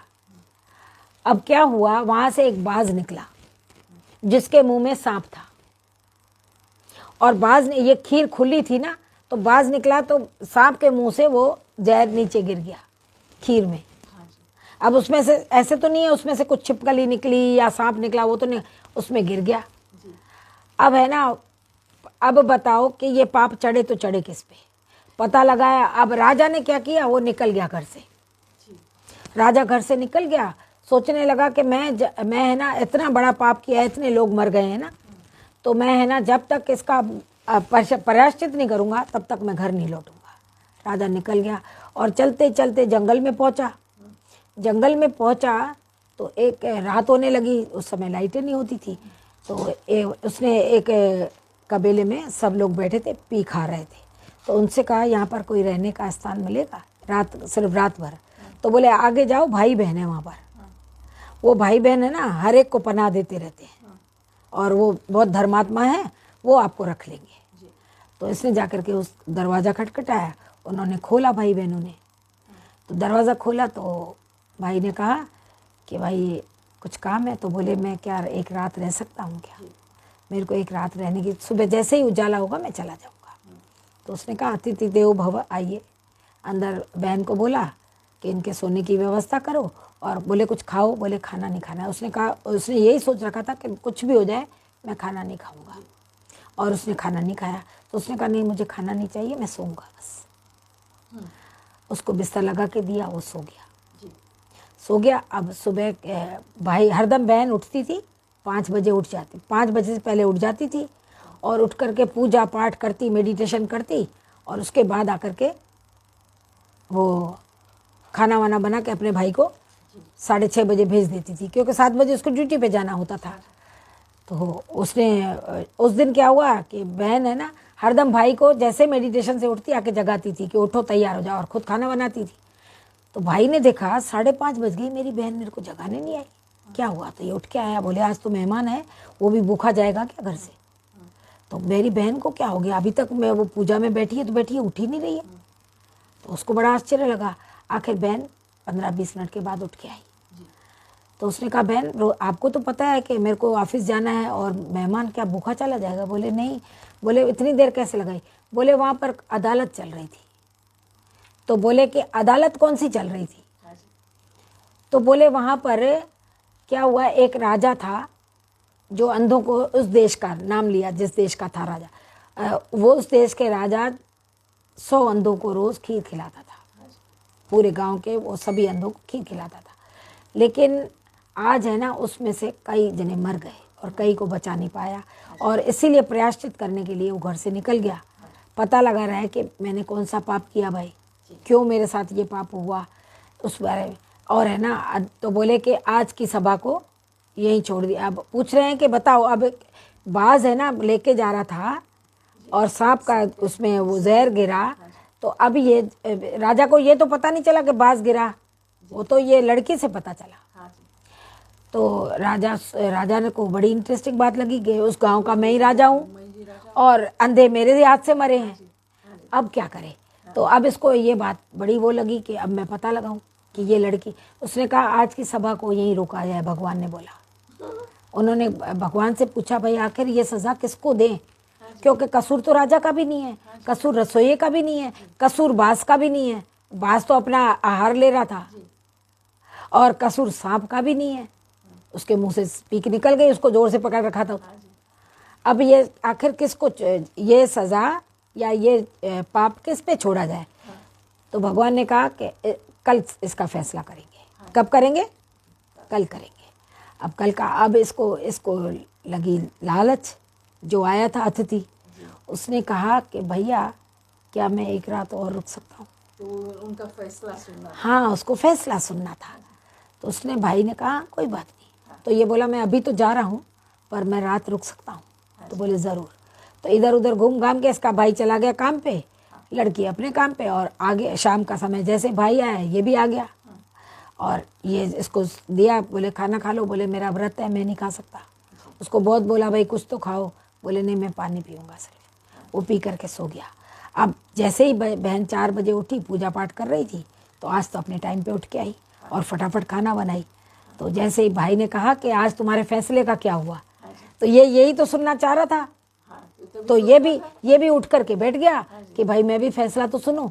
तो बोले कि क्या हुआ कि जिस घर में वो सेठ जो राजा रुका था ना, जिस घर में जाके, उस घर में एक लड़की एक लड़का रहते थे जो भाई बहन थे आपस में। पर लोगों ने कहा कि अरे वो राजा गोरी लड़की देख करके उस पर मोहित हो गया, बस दूसरी रात भी रुक गया। बोला था रात भर रुकूंगा, आज दूसरी रात भी रुक गया। जो वो कबीले में दारू पी रहे थे ना, वो कहने लगे देखो कैसा कैसा आदमी है, वहाँ लड़की देखी अच्छी खासी और उसके पीछे दीवाना हो गया, आज भी रात वहीं सोएगा। तो वो ऐसी तो कोई बात थी नहीं, इन्होंने तो ब्लेम लगाया। तो लड़की ये बात तो कोई समझ नहीं पाया। तो उसने कहा कि है ना, जैसे ही फैसला राजा से पूछा गया, भाई क्या, भगवान से पूछा कि भगवान अब किसको पाप दें? तो बोले ये कबीले में जो दारू पी रहे हैं ना, अपनी महफिल जमा के बैठे हैं, सारा पाप उन पे थोप दो। क्योंकि सबने मिल करके खिचड़ी पकाई, बुराइयां की ना सबकी, बुराई, सारा पाप उन पे थोप दो थोड़ा थोड़ा करके और इनको आज़ाद कर दो। राजा को तसल्ली मिली कि मेरे ऊपर पाप नहीं है, क्योंकि मैंने गलती की नहीं है, आसाम से भी गलती हुई नहीं है, बात से भी हुई नहीं है। कहने का मतलब ये है, हमें ना तेरी मेरी जो बातें करते हैं उससे पाप ही होता है, फ़ायदा कुछ नहीं होता है। पूजा पाठ करो न करो, कम से कम किसी का बुरा नहीं करो, तो भला नहीं करो तो बुरा तो नहीं करो। भला कर सकते हो करो, नहीं कर सकते हो तो कम से कम बुरा तो नहीं करो किसी का। अब बताओ, तुम बैठे बैठे ठाने पी रहे खा रहे हो, तुम्हें कुछ बोलने को चाहिए, बकवास शुरू कर दी कि लड़की के लिए रुका हुआ है उस घर में। अब वो किस कारण से रुका है वो तो उसको पता ना, कहाँ आकर के टकराई देखो। हाँ, तो मैं वही कह रही हूँ, ये सारा कुछ हम अपने बाबा से सीखते हैं। इसीलिए बाबा कहते हैं कि बच्चे कदम कदम पर सोचो कि कोई पाप तो नहीं हो रहा है। इस साल में मैं भी कहती हूँ कि बाबा इस साल में कोई पाप नहीं कराना, पुण्य कराना अच्छी बात है, पर पाप तो बिल्कुल नहीं कराना। कोशिश करेंगे, बाबा की सेवा करेंगे, बाबा का नाम बाला करेंगे, हर एक इंसान को मैसेज देंगे कि भगवान इस धरा पर आ गया है। और यही मैं चाहती हूँ इस साल में। अच्छा, एक और कुछ क्वेश्चन है जो मर्गी पर हम करेंगे कि एक घर में जब अगर शोक हो जाता है या ऐसे दुर्घटना हो जाती है, तो लोग अंतिम संस्कार के बाद 13 दिन तक जो कार्य करते हैं, कोई 10 रोज में 10 काट करते हैं, फिर है ना, तो ये सब जो होता है, लेकिन दिवाली नहीं मनाते। कहते हैं कि हमारे घर में मर गई, हमारे काका दादा मर गए, या हमारे घर में कुछ ऐसे हो गया, परिवार में ऐसे हो गया, तो हम दिवाली नहीं मना सकते। वहीं पर क्रिसमस अच्छी तरह से मनाते हैं। तो अब आप यही सोच लो यही सोच लो हाँ जी, कि है ना, अपने कायदे कानून तो सब पे दिखा दिए और क्रिसमस के लिए मौज करने लग गए। क्रिसमस हम लोग के वो नहीं, हमारी नहीं है तो फिर तुम मना क्यों रहे हो? ये बात मीन्स अपने फायदे की बात जहाँ मिल जाए वहाँ कर लो। अपने फायदे की, अपने खाने पीने की कोई रास्ता ढूंढ लो, है ना। दिवाली के समय, दिवाली आई है अपना त्योहार, लक्ष्मी पूजन, वो नहीं करना है क्योंकि हमारा बाप दादा कोई भी मर गया इसलिए, और है ना क्रिसमस मना रहे हो उसमें कुछ नहीं हुआ। तो हमारा धर्म क्या कहता है कि हमारा धर्म जो है वो कहता है कि आप हमें बताइए कि जो 13 दिन जब निकल गया किसी के मृत्यु होने के बाद, उसके बाद कितने दिन शोक मनाना चाहिए, कितने दिनों बाद पूजा करना चाहिए, कितने दिनों बाद अगर कुछ ऐसे कुछ आ गया त्योहार तो मनाना देखिए चाहिए? वो तो अपने अपने मन की भावनाएं हैं, हाँ जी। लेकिन है ना 13 दिन तक तो सनातन में होता ही है ना। हाँ जी। 13 दिन तक वो आत्मा घर के ऊपर ही वास करती है। हाँ जी। आप क्या कर रहे हो, कितना मन से कर रहे हो, कितना दुख से कर रहे हो, वो सब आत्मा रियलाइज करती है, तो वो उसी उसको तरह आशीर्वाद देकर जाता है। उसी तरह से वो। हाँ अब अगर अगर मान लो कोई घर से ऐसे पास्ट हुआ है जी जी। मेरी माँ से ही, हाँ जी। तो फिर है ना वो 13 दिन तक जब वास करती है तो माँ चाहेगी कि मेरा बेटा उधार लेकर के पंडित को देवे, जो है यथाशक्ति वही देगा ना। जो मेरे बेटे के पास है वो दे रहा है, उधार लेके देगी तो कौन सी माँ खुश होगी, सोचेगी ना फिर इतना उधार ये कब उतारेगा, क्योंकि आजकल तो पंडित मांगते हैं खूब, हाँ जी। ये भी दो वो भी दो वो भी दो, तो वो कहाँ से लाए। हाँ जी। तो कोई भी माँ, इसलिए यथाशक्ति, तभी तो ये सारे रिचुअल्स बहुत मुश्किल कर देते हैं। अब बताओ 13 दिन के बाद फिर 6 महीने का काम करोगे, फिर 12 साल का काम करोगे, तो आजकल इंडिया में तो कोई करता ही नहीं है। 13 दिन में सब समाप्त कर देते हैं, नहीं होता। 13 दिन में सब कर लेते हैं, सब कुछ हो गया।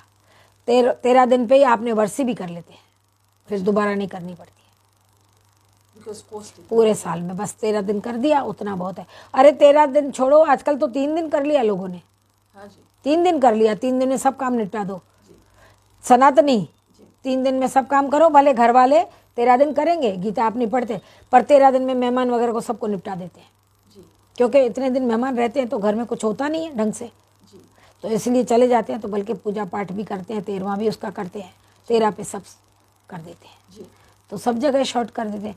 अरे अपना टाइम वेस्ट नहीं करो, अभी तो जितना हो सके फालतू बातों में भी ध्यान नहीं लगाओ, इधर उधर घूमने फिरने में क्या है। अभी अंतिम समय चल रहा है, घर जाने की तैयारी करो।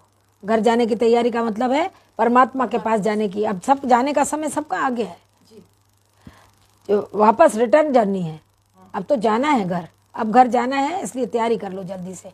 घर जाने के लायक बने हम लोग कि धर्मराज की सज़ा खाते हुए जाएंगे हम लोग, तो इसीलिए घर जाने की तैयारी के लिए हमारे को कौन से गुण धारण करने हैं वो करने हैं, और नहीं तो फिर सज़ा खाते जाना।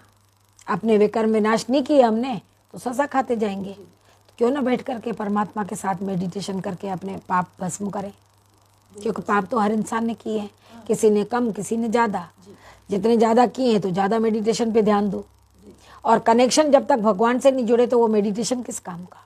जी बिल्कुल सही। हाँ, हम तो आत्मा को देख करके बात करते हैं ना। हाँ जी पहले खुद को आत्मा समझो तो परमात्मा से मिलन हो। देखो मंदिरों में जाते हो आप, जी क्यों कहते हैं कि जूते बाहर उतारो, बेल्ट बाहर उतारो, चमड़े की चीज़ जो है बाहर रखो, रखवाते ना, चमड़े की पर्स बाहर रखो, बेल्ट होता है वो भी उतरवा के रखते हैं। क्यों? क्यों? जब तक आप खुद को आत्मा नहीं समझोगे, माना आत्मिक दृष्टि में नहीं रहोगे, आत्मा परमात्मा का मिलन तब होगा जब आप ईगोलेस जाओगे। इस चमड़े को, देह को, पद पोजीशन को भूलो। हाँ इसीलिए अपने देह को भूल करके परमात्मा से मिल सकते हो। अगर देह को देखते जा रहे हो, मैं सुंदर लग रही हूँ, मैं ये लग रही हूँ, उससे अच्छी साड़ी मेरी है, उससे अच्छे कपड़े मेरे हैं, उससे ये है, तो आप भगवान से थोड़ी मिल रहे हो। आप देख रहे हो लोगों को कि मेरे से ज़्यादा किसने अच्छा पहना है मेरे, लेकिन परमात्मा से मिलन मनाने के लिए इस देह को भूल के अंदर जाना होता है। जी जी बिल्कुल सही। लोग सोचते हैं बेल्ट उतारा, ये उतारा, हो गया। हाँ जी। नहीं, ये उतारने का मतलब ये इस चमड़े को, इस देह को भूलना है, फिर जाके परमात्मा से मिलोगे ना। तो सचमुच जब भगवान के साथ बैठते हैं ना, कई बार जिस डायरेक्शन में बैठे होते हैं उसी में बैठे रहते हैं घंटों, फिर जब हाथ सुन होता है तब पता चलता है अरे मैं कितनी देर इस पोजीशन में बैठी हूँ, इतना मन लग जाता है। हाँ जी तो मन तो ऐसा लगना चाहिए परमात्मा ने कि देह की सुध बुध भूल जाए, तब तो मज़ा है, हाँ जी नहीं तो मेडिटेशन कैसा। हाँ जी। देखा जाए तो जो ये आप के जो इतना ज्ञान है कि जब 13 दिन खत्म हो गया उसके बाद लोग दिवाली पूजा पाठ पूरा कर सकते हैं कि नहीं कर सकते? सब जिसने 13 दिन पे सब कर दिया, साल का नहीं करना है, वो सब करेंगे। जैसी रूटीन चलती है वैसी चलेगी। और वैसे भी लक्ष्मी पूजन तो करेंगे ना, हाँ पूजन तो करेंगे। पूजन तो करेंगे ही करेंगे ना, ये थोड़ी कि पूजा पाठ छोड़ देंगे। हाँ जी वो तो छोड़, बाकी घूमना फिरना या फटाके जलाना वो नहीं करेंगे, बाकी तो सब करेंगे ना। हाँ ये थोड़ी कि मिठाई नहीं बनाते, अरे भगवान को भोग लगाओगे, मिठाई तो थोड़ी बहुत रखोगे ना, हाँ जी चाहे ला के रखो चाहे बना के रखो, हाँ जी तो मिठाई तो करोगे ना। हाँ आप दूसरे लाएं उसकी पूजा थोड़ी करोगे, दूसरे लाएंगे वो खा लोगे, लेकिन पूजा में तो अपनी रखी जाती है ना। हाँ जी। ऐसे थोड़ी उसने दी वो पूजा में हम रख लेंगे। तो ये सब जो है आजकल लोग भूल रहे हैं, और लोग क्या कर रहे हैं, ये लोग का रीति नहीं, रिवाज। जीते जी जी अपने माँ बाप के साथ अच्छा नहीं चल सके, और 6 महीने का और 12 महीने का काम करने चले हो, जी, और एक एक खोज कर भोजन बना रहे हैं। क्या फ़ायदा बताओ। मेरे को समझ में नहीं आता है, मैंने अपने आंखों से देखा हुआ है। जी एक भाई जो इतना बेचारा दुखी होता था कि मेरी बहू मेरे को रोटी पे घी नहीं लगा के देती है, मेरे दांत नहीं, मैं खा नहीं सकता हूँ, क्योंकि उसकी बहू यहाँ आती थी। जी मैं कई बार उसको बातों बातों में समझाती थी, मैं ये थोड़ी कहती थी तुम्हारे ससुर बोल के गए, लेकिन वो जब गया ना इस दुनिया से, तो वो पैसे वाले तो थे ना, क्योंकि घी की कमी थी नहीं, जी और उसके ऊपर घी के गेलन लुढ़ेर जा रहे हैं। क्या जबकि आजकल तो डिग्निफाई में हो रहा है ना, देखो उसमें तो ज़रूरत नहीं है, घी एक चम्मच से भी काम, एक कपूर से ही काम चल जाएगा, घी की भी ज़रूरत नहीं है, फिर भी गेलन के गेलन डाले जा रहे थे। मैंने कहा जीते जी तो भाई को एक रोटी नहीं मिली घी की, और देखो अब घी कैसे ऊपर डाला जाता है, तो उससे क्या पुण्य होता है क्या। ये दिखावा लोगों को कि हमने देखो अपने पापा के लिए कितना किया, ये तो मैंने आंखों देखी बात तो बता रही। ये आजकल का जो है, ये यही आज है, दिखावटी दुनिया है कि एक माँ को अगर कुछ खाना है तो उनके पास वक्त नहीं है लाने का। कह रही हूँ ना, 2-2 4-4 बेटे मिल करके माँ बाप का बोझ नहीं उठा सकते हैं, और एक माँ बाप सब बच्चों का बोझ उठा सकते हैं खुशी खुशी दिल से। दिल से। तो कितने माँ बाप आजकल रास्ते पर है, भीख मांग रहे हैं, कितने माँ बाप वृद्ध आश्रम में हैं, और कितने तो दम तोड़ दिए। दम तोड़ दिए। तो ये सब कर्म है, ये कर्म जो हम करके आए, घूम के हमारे पास आना ही है। और आजकल बहुत जल्द आ जाता है, चल रहा है, आजकल बहुत जल्द आ जाता है। बहुत ज़्यादा हो रहा है। हाँ अति हुई है तो अब अंत भी होगा, अब तो घर जाने का समय है। हाँ जी मैं तभी तो कह रही हूँ कि कैसे जाना है हमारे को बाप के साथ, वो हमें सोचना है। हाँ। कि बाबा के हाथ पकड़ के जाना है, गोदी में जाना है, पलकों पे जाना है, कि सज़ा खाते जाना है, वो हमारे ऊपर डिपेंड है। हम तो वही चाहते हैं कि भगवान हम तो आपकी गोदी में चलेंगे, आपने तो हम तो आपका हाथ पकड़ के ही चलने वाले हैं, पीछे पीछे बाराती की तरह नहीं आएंगे। अच्छा हाँ, साथ साथ जाएंगे बाबा के। हाँ, हाँ तो ऐसा जो आप अगर सोच लो, हाँ, ठान लो तो वो होगा, जो ठान लो वो कर लो। दृढ़ता होनी चाहिए, जो भी संकल्प करते हो उसमें दृढ़ता रखो कि वो करना ही है हमको। हाँ जी हाँ, सोच लिया कि आज झूठ नहीं बोलना है, मीन्स कुछ भी कैसी भी परिस्थिति आए नहीं बोलना है। अच्छा ऐसे देखो, भक्ति मार्ग में भी हम व्रत करते थे तो कभी तोड़ते थे क्या? भोजन देख के या कहीं पार्टी भी तोड़ते नहीं, तोड़ते थे ना। तो अभी दृढ़ता क्यों तोड़ते हैं? जब हमने सोच लिया कि हमें ये करना है तो वो करो ना। वो डर के मारे कि नहीं, अगर हमने व्रत किया है तोड़ेंगे तो कुछ हो जाएगा, हाँ जी अब डर ही नहीं। हाँ जी, तो वो हाँ, डर के बस। लेकिन दिल से जब किया जाता है ना तो भूख प्यास कुछ नहीं लगती है। अच्छा जी हाँ शरीर के लिए आपको व्रत करना है तो करो। बाबा तो कहते हैं ना, व्रत करने से कोई फायदा नहीं। कोई माँ बाप खुश नहीं होगा कि मेरा बेटा भूखा और प्यासा रहे, पानी भी नहीं पिए। कोई माँ बाप खुश होगा? तो परमात्मा भी हमें ना एकादशी जैसे कई निर्जला करते हैं ना, तो परमात्मा कहते हैं अगर मेरा बच्चा एकादशी निर्जला करे तो मैं कौन सा खुश हो। अपने स्वास्थ्य के लिए अगर कुछ नहीं खा रहा है तो ठीक है, वो स्वास्थ्य ठीक हो, शरीर ठीक हो। लेकिन कोई भी माँ बाप ऐसे, बाबा कहते हैं अगर सच्चा व्रत करना है तो सोचो आज हमें 2 जनों का मदद करनी है, कुछ भी हो जाए। सोच लिया और कर दिया आपका व्रत तो नहीं, सच्चा व्रत तो वो है, सच्चा व्रत तो वो है। आपने 2 जनों की हेल्प कर दी, इससे बढ़िया व्रत और क्या हो सकता है? आप भूखे रहे तो भगवान थोड़ी खुश हुआ, लेकिन आपने अच्छा काम करा और भगवान के खाते में आ गया है साबो। क्या बात है, बहुत सुंदर। हमारे यहाँ तो खास बाबा बताते हैं कि बच्चे रोज़ जो किया ना दिनचर्या, उसका चार्ट रात को रोज़ लिखो कि तुमने आज कौन से पाप किए और कौन से पुण्य किए। मजाक में भी पाप हो गया, माना मैंने आपसे समझो मजाक कर ली और आपको बुरा लगा, आपका दिल दुखा तो ये भी पाप है। तो बाबा कहते सोच समझ के बोला होता ना तो उसको दुख नहीं होता। तो हम कहते बाबा आज के बाद ऐसा शब्द नहीं निकालेंगे जो किसी का दिल दुखे।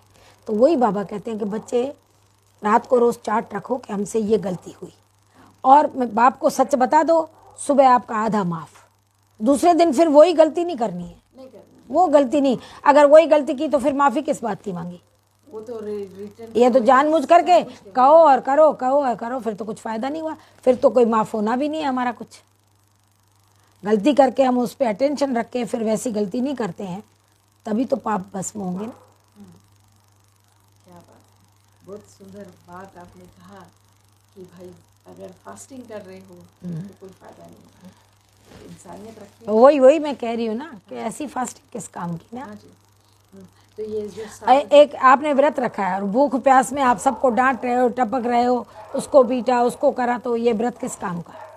गुस्सा आपको, हाँ आपको गुस्से में मतलब है ना, भूख पूरी बच्चों पे निकाल दो हाँ जी, या किसी से लड़ लो, तो ऐसा व्रत किसी काम का नहीं है ना। कोई फायदा नहीं है। हाँ, तो यही सब रहा। और आज ये साल जो आज चौथा दिन है साल का, अभी पूरा 12 महीना बचा हुआ है। तो अपने आप से दृढ़ संकल्प करो हाँ जी, कि इस साल में हमें जो इतने सालों में नहीं किया, हर साल नया साल मनाते हैं, खुशियाँ मनाते हैं और प्रॉमिस करते हैं, वो पूरा नहीं करते, तो इस साल में हमें जो जो प्रॉमिस करेंगे वो हम पूरा करेंगे, क्योंकि टाइम बहुत कम पड़ा है, अब घर जाने का समय है, तो हम अच्छे कार्य करके जाएं। और क्या पता अगला साल हम देखें ना देखें, कम से कम इस साल पे तो अपना दृढ़ता को रख के आगे बढ़े ना जी। और कभी कभी देखा जाए कि लोग कहते हैं कि हमने बहुत पूजा किया, बहुत पूजा किया, भगवान हमारा सुन ही नहीं रहा। ऐसा क्यों होता है? जो बहुत पूजा पाठ करते हैं ना दिल से, वो कभी बोल ही नहीं सकते।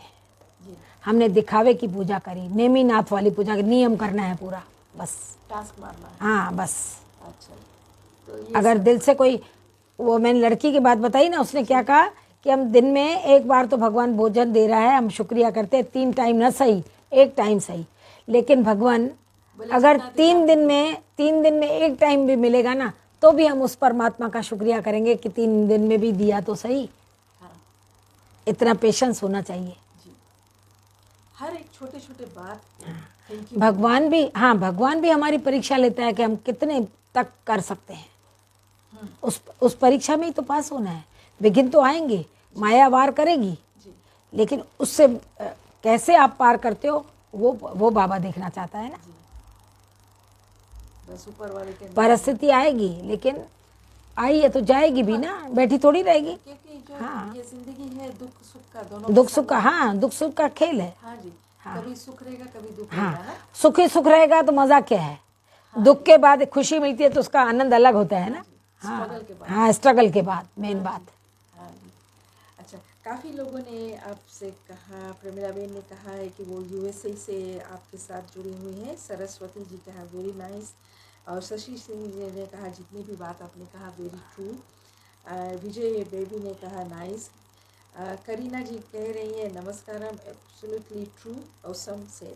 बहुत सुंदर बात आपने आज समझाया, कहा क्योंकि जो लोग रामायण में जाते हैं, गीता पाठ में पेट में फोड़ कर नहीं समझाते कभी कभी पुरोहित ज्ञान, तो आपने छोटी छोटी बातें जो आज समझाया है, और ह्यूमन वैल्यूज़ पर, ह्यूमन वैल्यू। हाँ, ये जो ह्यूमन वैल्यूज़ है, जो हम इंसान हैं, गलतियां सब करते सब हैं, करते हैं। सुधारते सब है। हाँ। अगर जो सुधर गया वही इंसान है। हाँ, तो गलतियां करो फिर सुधारो नहीं, दूसरे दिन वही गलती, तो फिर वो सुधारना थोड़ी हुआ। हाँ जी, एक बार गलती करी तो दूसरी बात वो गलती नहीं होनी चाहिए। जी जी जी। और कभी कभी लोग रिश्ते में जब होते हैं, तो रिश्ते जब नया नया होता है खूब खुशी खुशी रहते हैं। हाँ। फिर जैसे जैसे रिश्ता पुराना होता है तो फिर उतार चढ़ाव, खींचातानी, फिर रिश्ते कभी कभी टूट जाते हैं।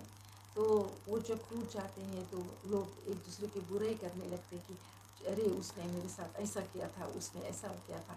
सच कभी नहीं कहेंगे क्या हुआ था एक्चुअली। तो ये सब भी जो है कि एक इंसान को हम कितना ठेस पहुंचाते हैं। देखो, बुरे वक्त में जी जो रिश्ते काम आते हैं जी। वो रिश्ते होते हैं, हाँ लेकिन है ना अच्छे वक्त में जो काम आते हैं वो रिश्ते होते हैं, लेकिन बुरे वक्त में जो काम आते हैं वो फरिश्ते होते हैं। क्या बात है। हाँ जी, तो फरिश्ते बनिए। हाँ, फरिश्ता किसे कहा जाता है? जो जो कहीं से भी अचानक से टपक पड़े आपको हाँ, मदद पहुंचाने के मदद पहुंचाने के लिए। हाँ जी। हल्का, जो हल्का होगा ना वही तो फरिश्ता बन के उड़ेगा। हाँ दिमाग से हल्का, वजन शरीर से और उसकी बात नहीं है। हल्कापन होगा ना तो आप पेशेंस से हर बात सोच सकोगे। जी लेकिन अगर बुद्धि में बहुत कुछ भरा है, नेगेटिव भरा है, तो हल्के थोड़ी हो आप। जी। हल्के तो तब हैं जब खुश हैं, एकदम अच्छा जी। एकदम हल्के। हाँ तब आप किसी का भी डिसीजन भी हर बात में ले सकोगे। जी। लेकिन अंदर में उलझन है तो आप क्या सोचो क्या नहीं सोचो, जी। कोई डिसीजन नहीं ले पाओगे। तो रिश्ते को निभाना भी सीखिए, हाँ बहुत ज़रूरी हाँ है। और रिश्ते में कभी कभी कुछ अगर उतार चढ़ाव हो जाता है तो झुकना भी सीखिए। झुकना, अरे जहाँ झुकना है वो झुको, झुकने से काम बन रहा है तो उसमें देरी किस बात की। हाँ, बोले अगर आप इंसान हो और एक कहीं झुकते नहीं हो तो आप जिंदा लाश हो। बिल्कुल, अड़े अड़ के खड़े हो तो लाश ही हो ना, उसको तो मोड़ ही नहीं सकते हैं ना। हाँ जी। हाँ तो झुकना सीखे तो हाँ। इंसान रहिए, अगर नहीं झुके तो जिंदा लाश हो। नहीं झुकोगे नहीं हाँ जी। तो सीखोगे क्या। हाँ जी। तो यही सब है कि इस साल हमने जो तय किया कि जलपल्स पर आपको लेकर आए, जो एक न्यूट्रल जिससे बात करें कि क्या है इंसानियत, कैसे हमें रहना चाहिए और क्या हमें करना चाहिए कि हम अपने आप को सुधार सके।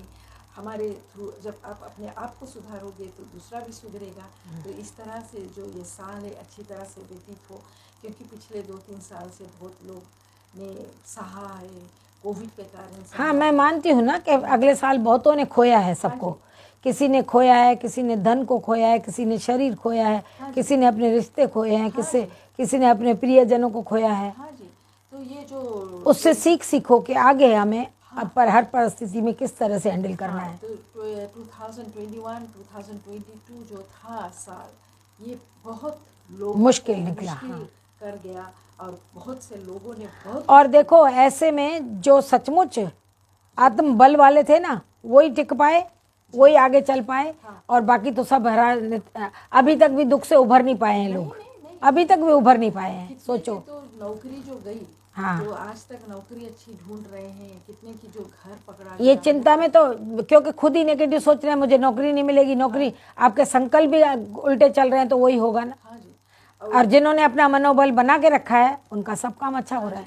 और कितना का जो स्वर्गवास हुआ तो परिवार वाले देख भी नहीं पाए। हाँ, देख भी नहीं पाए, क्रियाक्रम भी नहीं अच्छी तरह से हो पाया। कोई बात नहीं, अब क्या करें, उसका भी उसका कार्मिक अकाउंट वही था, फुल स्टॉप। जी। अब खत्म करो उस बात को, उसको पकड़ के रहोगे तो जीवन आगे की जी नहीं पाओगे। आगे मूव होना है। हाँ, अपने बच्चों की देखभाल करना औरों की है। और जो हैं उनकी सही सलामती करो ना। हाँ, तो यही सब बात आज आपने बहुत अच्छी तरह से भली भांति समझाया। और दीदी बहुत अच्छा लगा कि आपने अपना वक्त जो दिया।